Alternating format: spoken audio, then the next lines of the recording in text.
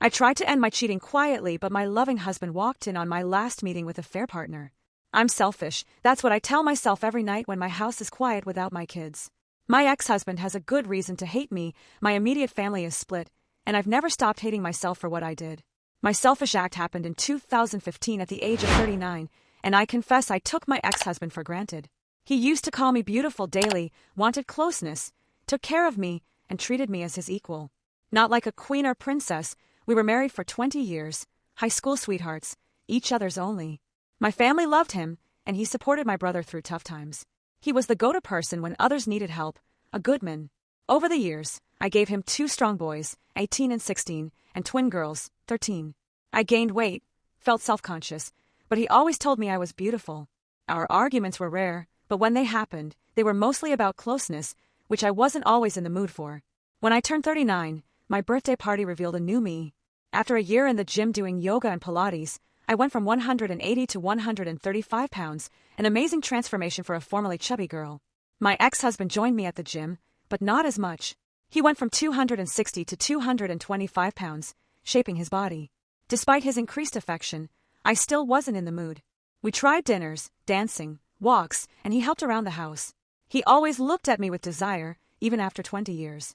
Any woman would want that desperately, but mentally, I just wasn't into it at the time. I thought it was early menopause. Having closeness 2 or 3 times a month, I was a one and done. He wanted more, but I refused. Couple counseling, then my selfishness took over. A new manager in my office showed interest. A few days after my birthday, he was slightly younger, handsome, and for some reason, he took an interest in me. At first, I ignored him. Then it turned from ignoring to casual conversation. Then he flirted, and I showed him my ring. After 2 months of constant flirting, I flirted back, leading to me telling him about my life. I found myself thinking about him more and more. I now realize it was an emotional affair, but at the time, I felt high. My ex-husband suspected something was off. We had a heated argument, one that I honestly believe started when he tried to kiss me. I made a disgusted look, not towards my ex, but I was thinking about this one when he leaned in. I felt disgusted with the whole thing. At least that's what I tell myself. A week later, I told the new manager to meet me at a cafe to talk. I intended to tell him to leave me alone, that I couldn't do this, but before I could say anything, he kissed me, and my mind went blank. That was the start of our 6-month affair. During that time, I did things with him that my ex wanted. I was more eager and willing, always in the mood, because it was something new. Although my ex and I had closeness during this time, it wasn't as frequent. I started pushing him away, nitpicking on little habits, even belittling him. I'm ashamed of how I treated him. I only realized what I was doing when my brother visited and told me my ex confided in him about feeling depressed and thinking about separation. He felt that I didn't love him anymore and that he was falling out of love with me. That snapped me out of it.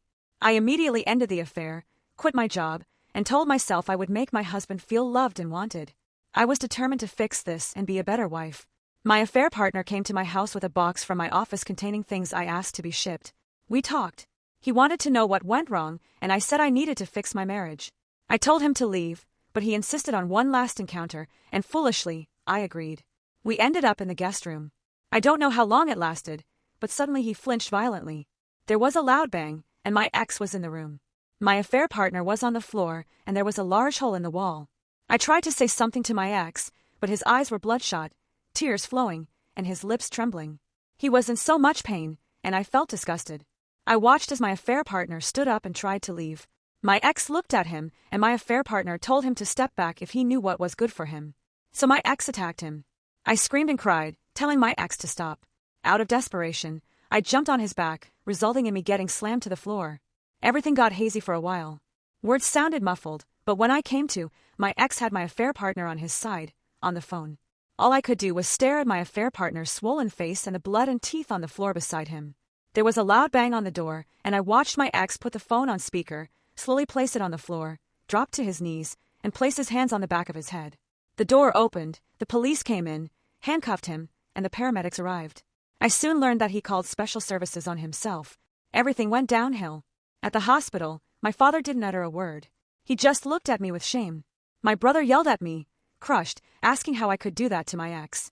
My mother consoled me, causing my father to yell at her. His family was furious. His sisters threatened, and his parents looked like they wanted to send me to an early grave.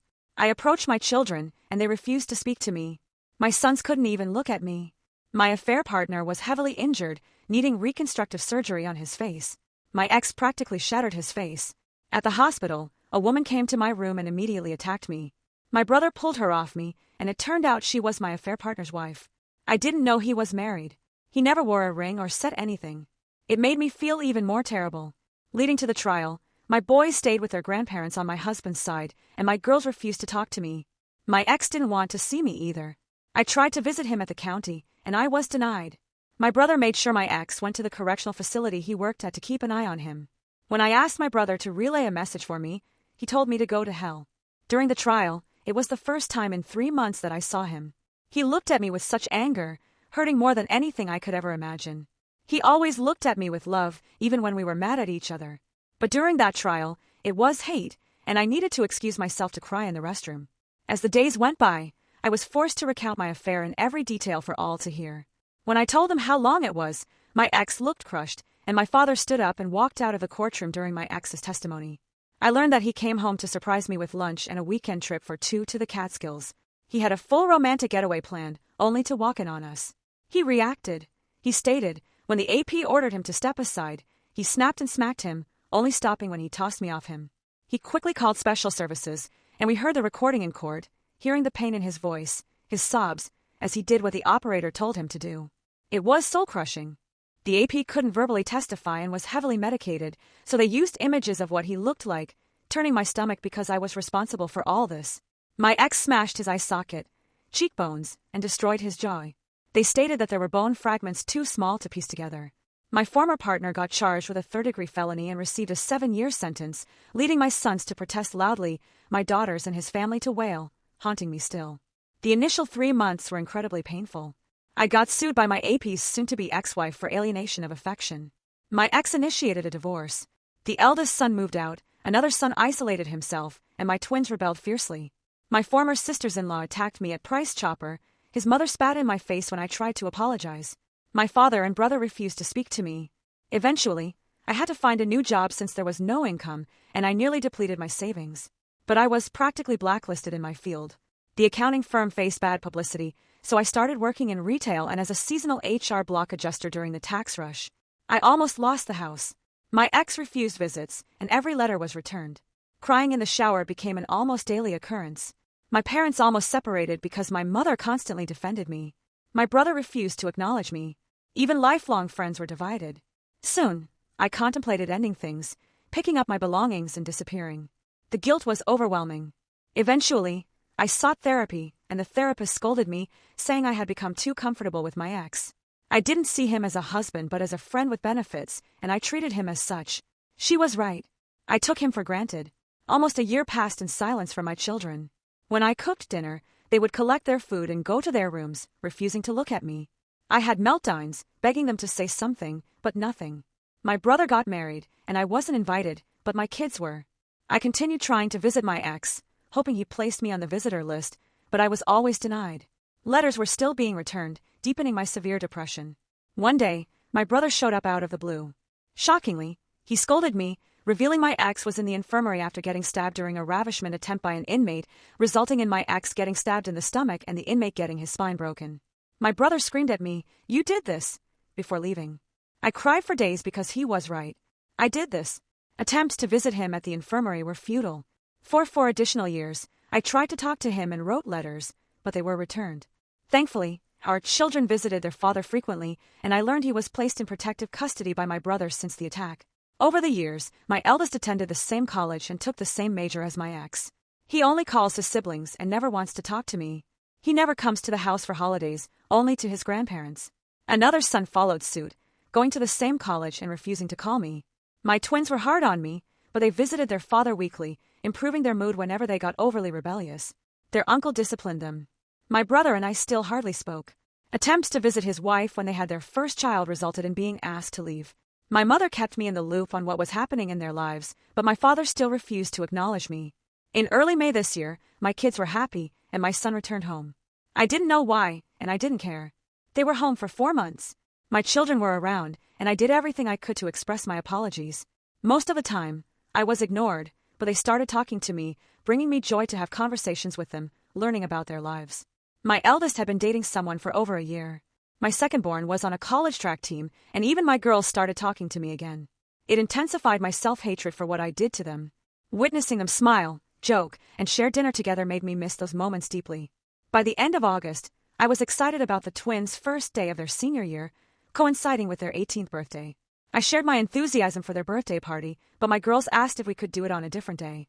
This confused me, thinking we were starting to get better. When I asked why, one of them said, "Because Dad is throwing us a party, and I don't want you near him." This comment shocked me. I asked when their father was released, and they said he got out at the end of April for good behavior, leading to tears as it broke me a bit more. They were around more because he was out, happier and cheerful with their father back in their lives. It wasn't because we were starting to heal, they had him back. I asked where he was staying, and they told me he was staying with my brother. I tried calling, needing to talk to him, but he refused. I went over, holding all the returned letters through the years, saw him briefly through the door crack, shouted his name, and was asked to leave by my brother. I handed him the letters and left. In the driveway, I heard his voice, turned around, and he was walking toward me. I instantly started crying, hugged him, and he handed me back my letters coldly, saying, "You forgot this." I cried, watching him walk away. I begged him, pleaded for him to talk to me, and he just walked back into the house. My children stared at me by the door, and they all had no love in their eyes for me. At that moment, I realized my children were just tolerating me. However, I still want to fix this. I want to tell him how selfish I was, how much I missed him, and apologize for destroying what we had. So, I'm still trying to push through my daily life. I learned from my mother that my almost partner's ex-wife was visiting my ex 2 years ago, and she's been coming around to see him.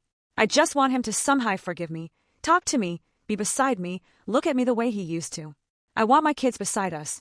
I just want my family back, yet I know I don't deserve it. Even if by some miracle we become one again, it will never be the same. I was selfish, and I wish I could take it all back. This is a response to my mother's post. I try hard to keep my history a secret. My college friends are unaware that my dad spent time in prison, and I'm not interested in sharing it with them.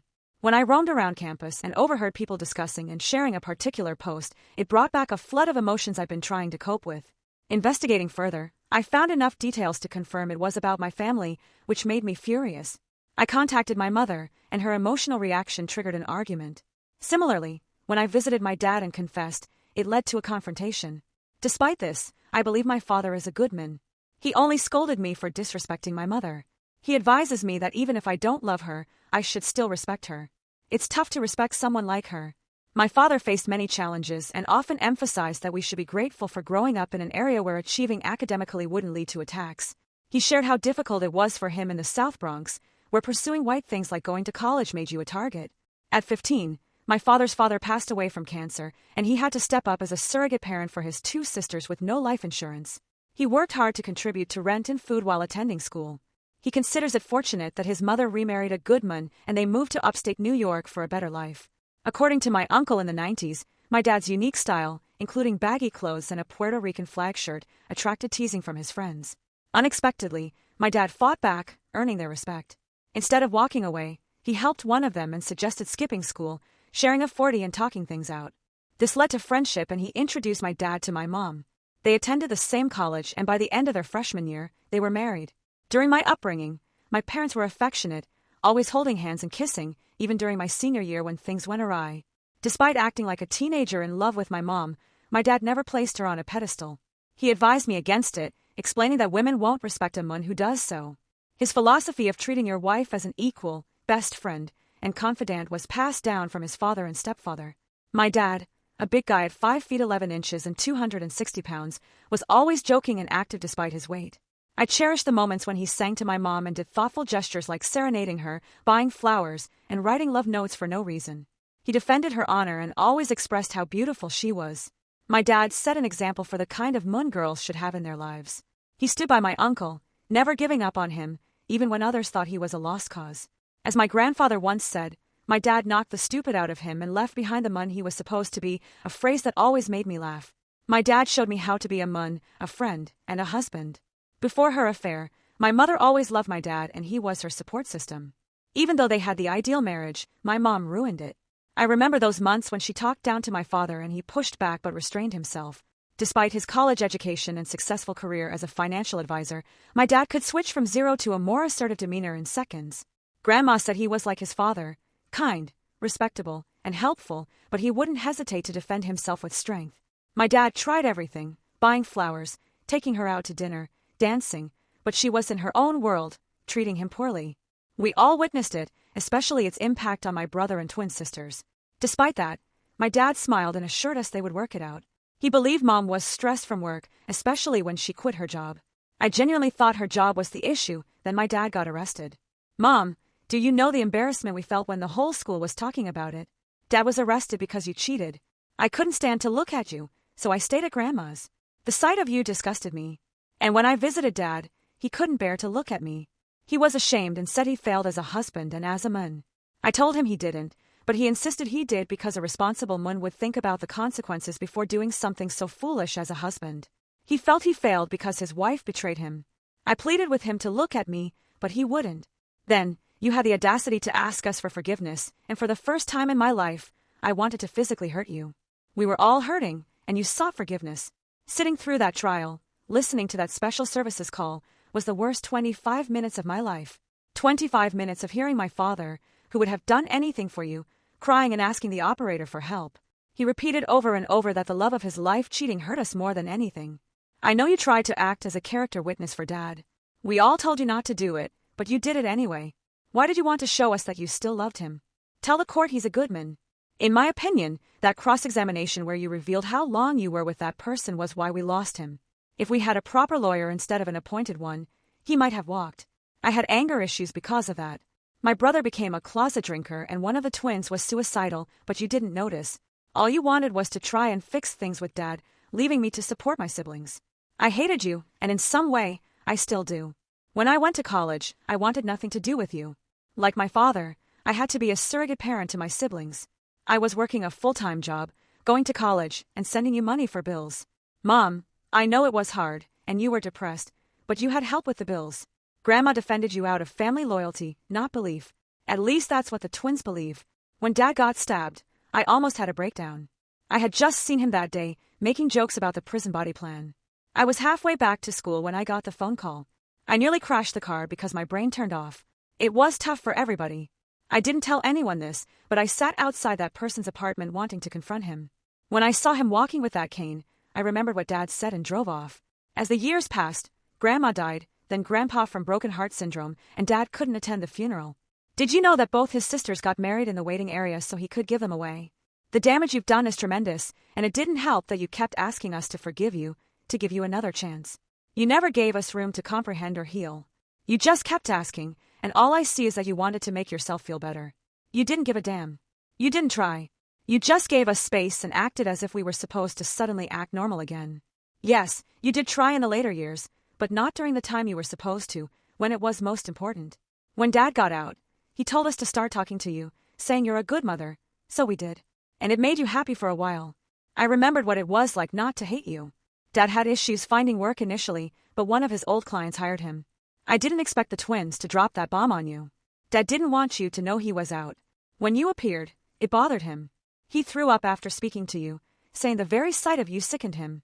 She's been seeing Dad weekly for over 3 years, and they've been spending time together since he got out. So please stop fantasizing about getting back together. If you want to talk or fix things with your children, call me. Your post last week about our worst moment was pure selfishness, as Dad sees you only as the mother of his children, nothing more. Please like and subscribe. Share your thoughts below.